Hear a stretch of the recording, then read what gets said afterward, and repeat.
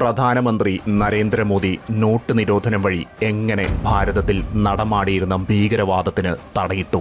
മലയാള മാധ്യമങ്ങൾ ചർച്ച ചെയ്യാത്ത, ഒരുപക്ഷെ മനഃപൂർവ്വം മറച്ചുവെച്ച കുറച്ചധികം സത്യങ്ങൾ ഇതിന് പിന്നിലുണ്ട്. തുടക്കം ആരംഭിക്കുന്നത് 2012-ലാണ്. നേപ്പാൾ അതിർത്തിയിലെ 80ഓളം ബാങ്കുകളിലേക്ക് CBI റെയ്ഡ് നടത്തുന്നു. അവിശ്വസനീയമാം വിധം 1000 കോടിയുടെ കള്ളനോട്ടുകൾ ഇവിടങ്ങളിൽ നിന്നായി CBI സംഘം കണ്ടെത്തുകയും ചെയ്യുന്നു. എന്നാൽ യഥാർത്ഥ ട്വിസ്റ്റ് സംഭവിക്കുന്നത് അടുത്ത ഘട്ടത്തിലാണ്. റെയ്ഡ് ചെയ്ത് പിടിച്ചെടുത്ത നോട്ടുകളുടെ പരിശോധനാ ഫലം പുറത്തു വന്നപ്പോഴാണ്.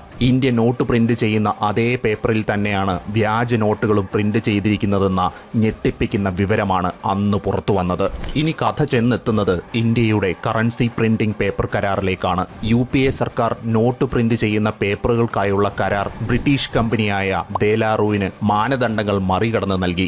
ഡെലാറൂ പാകിസ്ഥാനുമായി അടുത്ത ബന്ധമുള്ള, അവർക്കായി കറൻസി അസംസ്കൃത വസ്തുക്കൾ വിതരണം ചെയ്യുന്ന, പരിധി കടന്ന് പാകിസ്ഥാന് പല സഹായങ്ങളും ചെയ്തു നൽകുന്ന ബ്രിട്ടീഷ് സ്ഥാപനം. പലതരത്തിലുള്ള കൃത്രിമങ്ങൾ കാട്ടിയതിന് സർക്കാർ ബ്ലാക്ക് ലിസ്റ്റിൽപ്പെടുത്തിയ കമ്പനിയാണെന്ന വസ്തുത മറച്ചുവെച്ചുകൊണ്ടായിരുന്നു UPA സർക്കാരിന്റെ ഈ കരാർ നൽകൽ. അവർ ഇന്ത്യക്ക് നൽകിയിരുന്ന അതേ പേപ്പറുകൾ അനധികൃതമായി പാക് സർക്കാരിന്റെ പിന്തുണയോടുകൂടി പാകിസ്ഥാനിൽ പ്രവർത്തിക്കുന്ന കള്ളപ്പണ മാഫിയയ്ക്കും നൽകി. അതെ, അതിർത്തിയിലെ ബാങ്കുകളിൽ നിന്ന് പിടികൂടിയ 1000 കോടി രൂപ എത്തിയത് ഈ മാർഗമായിരുന്നു. അതായത് പാകിസ്ഥാൻ നമ്മുടെ രാജ്യത്ത് സമാന്തരമായി ഒരു സമ്പദ് വ്യവസ്ഥ തന്നെ ഓടിച്ചിരുന്നുവെന്നത് ചുരുക്കം. അതിലൂടെ അവർ ഇവിടുത്തെ വിഘടനവാദം വളർത്തി, ഭീകരവാദികളെ സാമ്പത്തികമായി അഭിവൃദ്ധിപ്പെടുത്തി, രാജ്യത്തിന്റെ അഖണ്ഡതയ്ക്ക് കാര്യമായ വെല്ലുവിളി തന്നെ ഉയർത്തി. എന്നാൽ കാര്യങ്ങൾക്ക് മാറ്റം സംഭവിക്കുന്നത് 2014-ൽ ശ്രീ നരേന്ദ്രമോദിയുടെ നേതൃത്വത്തിലുള്ള സർക്കാർ അധികാരത്തിലെത്തുന്നതോടുകൂടിയാണ്. മോദി സർക്കാർ ഡെലാറൂവുമായുള്ള കരാർ